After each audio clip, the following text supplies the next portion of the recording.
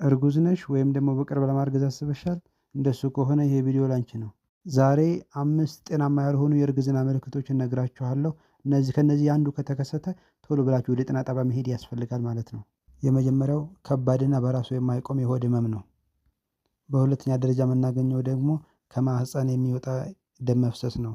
በእርግዝና ጊዜ ሁላችሁም እንደምታውቁት ደም አይኖርም። ስለዚህ ማንኛውም ደም መድማት ካለ ቶሎ መታየት ያስፈልገዋል። በሶስተኛ ደረጃ የምናገኘው ከባድ የሆነ ራስ ምታት ነው።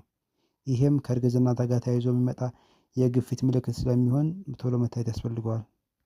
በአራተኛ ደረጃ የምናገኘው ብዥ የሚል አይናችን ላይ ብዥ የሚልብን ከሆነ ይሄም እርግዝና ጊዜ የሚከሰት የደም ግፊት ምልክት ሊሆን ስለሚችል ቶሎ ብሎ መታየት ያስፈልገዋል።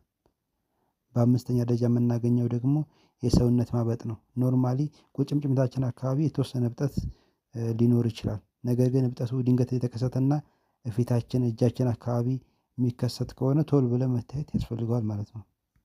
በቀጣይ ክፍል 2 ይዤላችሁ አቀርባለሁ። ተመሳሳይ ጤና መረጃ እንዲደርሳችሁ ቻናሉን ሰብስክራይብ አድርጉ። አመሰግናለሁ። እሺ